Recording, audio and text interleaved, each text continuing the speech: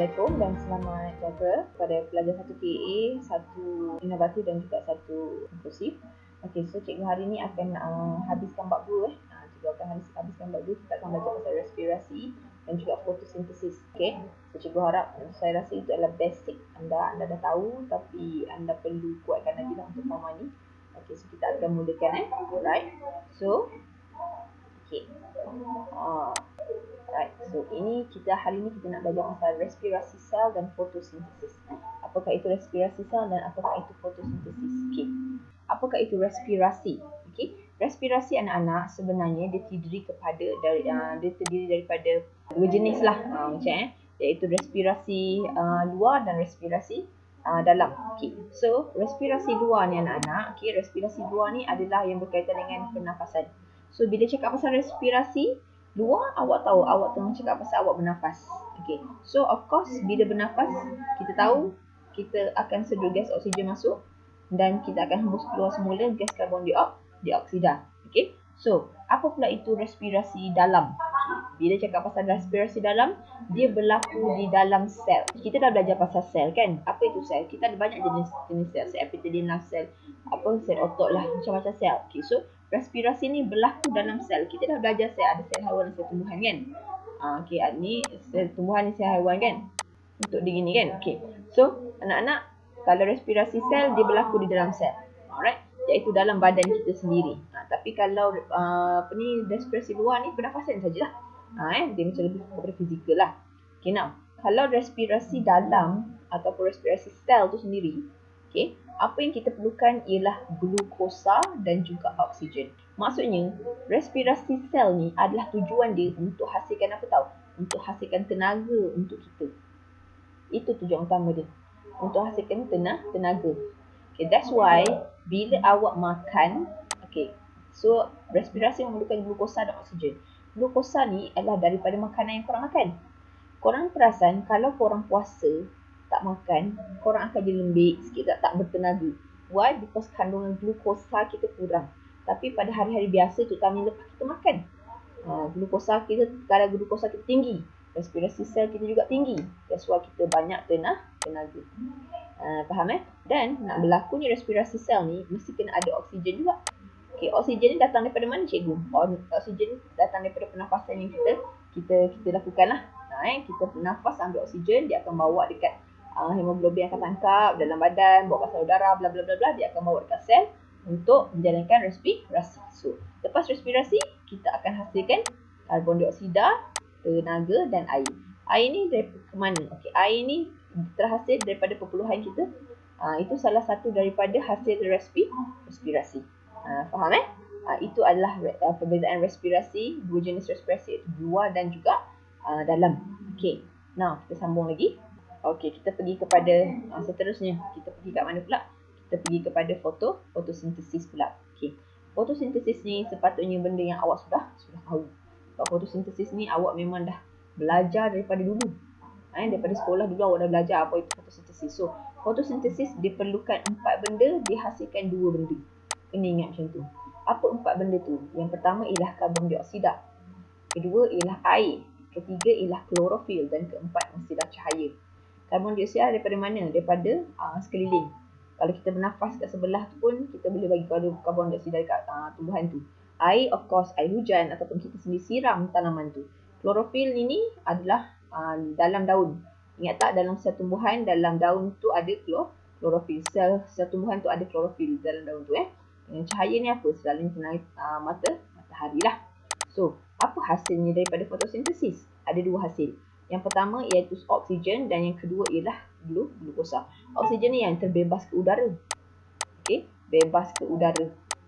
So, dia bebas ke udara untuk apa? Untuk kita lah, kita bernafas, kita ambil pada oksigen tu. That's why oksigen, kalau kawasan yang banyak tumbuh-tumbuhan, selalunya kawasan tu lebih sejuk. So, kawasan yang banyak oksigen adalah kawasan yang sejuk. Okay, so kanji ni digunakan untuk apa pula? Untuk makanan dalam tumbuhan tu. Tumbuhan juga perlukan makanan. Faham Alright, so ini adalah cikgu dah buat kesimpulan lah fotosintesis perlukan apa? Karbon dioksida, air, klorofil dan cahaya dan hasilkan oksigen dan juga glukosa ataupun kanji. So now dekat dalam eksperimen ni kita nak uji kehadiran kanji. Ya ke daun-daun ni hasilkan kanji ataupun hasil fotosintesis salah satunya ialah kanji. Ya ke ada kanji? Kita nak uji kan. So, ya ke tidak ada kanji? Caranya yang pertama, awak kena panaskan dulu daun. Awak ambillah daun mana-mana pokok yang warna hijau semua.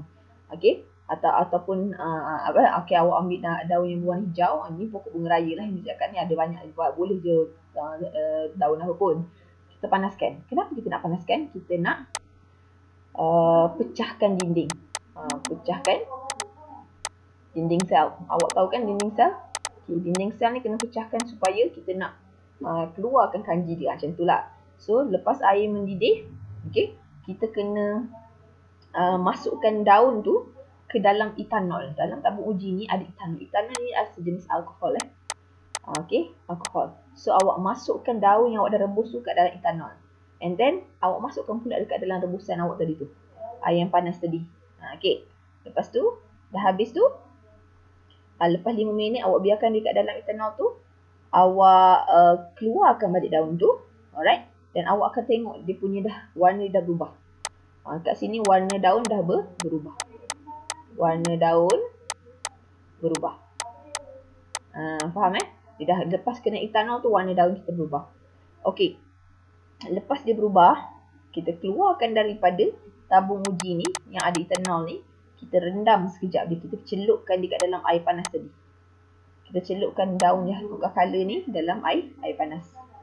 Okey, untuk lembutkan daun And then kita ambil daun tu, kita letak dekat atas jubin ke, dekat atas apa-apa bekas ke Selalu kita guna jubin putih lah. Dan kita letakkan beberapa titisan iodine. Okey. Alright. So, iodine ni anak-anak digunakan untuk apa tahu? Untuk uji. Ya ke ada kanji. Okey. Kalau warna iodine ni awal-awal ialah perang tau. Warna iodine ni awal perang. Tapi kalaulah bila dah letak iodine kat daun, dia bertukar menjadi biru. Biru tua, maksudnya ada kanji kat daun. So betul lah, fotosintesis ni menghasilkan kanji. Betul lah daun tu akan adakan kanji sebab dia menghasilkan kanji. Okay, faham Okay. So apa langkah berjaga-jaga? Bila korang guna alkohol, make sure jangan dekat dengan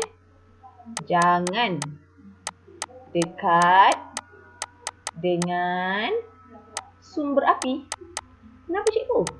Sebab alkohol mudah terbakar. Faham? Alkohol mudah terbakar. That is why bahaya. Faham Okay, so cikgu pergi yang next pula. Okay, yang ni adalah eksperimen. Sepatutnya kalau awak datang, awak akan buatlah eksperimen. Adakah betul ke tenaga cahaya diperlukan dalam fotosintesis?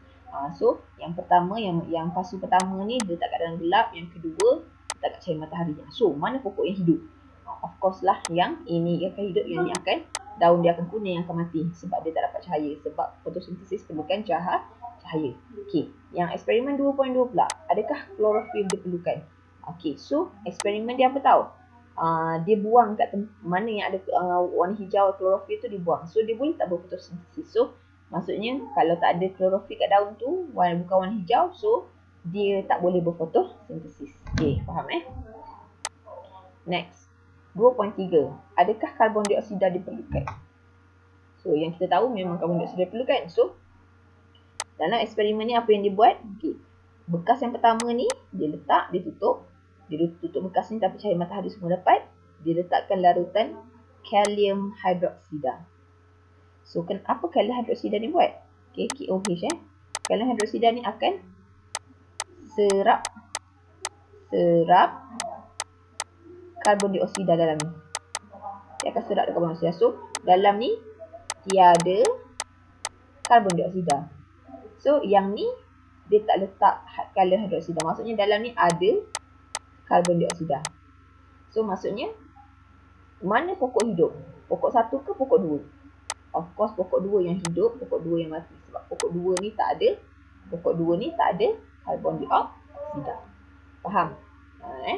So kesimpulannya yang ni hidup, ni pokok ni akan mati. Okay, alright. So next, dia kata, adakah air diperlukan dalam fotosintesis? Senang je lah yang ni. Okay, pokok A ni disiram air, pokok ni tak siram air. So yang mana hidup? Of course yang disiram, yang tak siram akan matilah lama-lama bukan sekejap lama. Okay, so yang ni adalah kesimpulan lah. Ni adalah kesimpulan ni Ni adalah kesimpulan yang kita belajar pasal fotosintesis. Yang ni lah pokok. Kalau nak jadi pokok macam mana kan? Nak berfotosintesis, nak menghasilkan glukosa dan oksigen. Alright. So ini adalah perbezaan respirasi sel dan juga fotosintesis. So kita tengok kat sini. Respirasi sel anak-anak, dia berlaku dalam mitokondria. Mitokondria dekat mana? Dekat dalam sel. Tapi kalau fotosintesis berlaku dekat dalam kloroplas. Kloroplas juga ada kat dalam sel tumbuhan lah. Okay. So proses ini, kalau respirasi sel dia bebaskan tenaga, dihasilkan tenaga. Tapi yang ni menyerap tenaga. Tenaga apa kalau fotosintesis serap? Tenaga cahaya. Okay, so kalau respirasi sel digunakan tenaga kimia dalam makanan. Okay, dia perlukan makanan. Tapi yang ni best, menghasilkan makanan. Okay, tenaga daripada cahaya matahari lah. Alright. So dia berlaku pada haiwan, tumbuhan juga berespirasi dan juga mikroorganisma. Tapi fotosintesis hanya pada tumbuhan dan mikroorganisma saja. Manusia tak ada daun, tak ada fotosintesis. Okey. So yang ni dia uraikan glukosa untuk hasilkan tenaga. Maksudnya dia perlukan makanan untuk hasilkan tenaga. Tapi yang ni dia sintesiskan glukosa. Dia pecahkan glukosa. Dia sintesiskan glukosa lah. Alright. Yang kita tengok pada respirasi sel, dia menggunakan oksigen dan glukosa untuk menghasilkan karbon dioksida, air dan tenaga kalau respirasi. Tapi yang ni pula dia gunakan karbon dioksida. Fotosintesis perlukan karbon dioksida, tapi kadar respirasi dia perlukan oksigen. Okey, respirasi sel ni sentiasa berlaku. Dia berlaku sepanjang masa. Okey, tapi kalau fotosintesis kalau ada cahaya je. Kalau tak ada cahaya dia tidak berlaku. Okey. Alright. So inilah dia, nampak tak kita ni saling berpeluan antara sama lain. Yang pokok hasilkan fotosintesis untuk hasilkan oksigen, kita ambil oksigen tapi kita bernafas keluarkan karbon dioksida. Karbon dioksida pula pokok ambil. Bla bla bla bla bla, kita memerlukan antara satu sama lain. Macam itulah cerita dia Okey. So untuk bab 2 kita dah habis. Kita belajar fungsi sel. Awak dah belajar dah, cikgu suruh lukiskan haiwan sel tumbuhan macam mana kita nak menghasilkan stokolisme dan sebagainya. So ingat lagi. Dan respirasi sel dan fotosintesis kita belajar hari ni. Okey, so kerja sekolah anda ialah cikgu nak awak buat.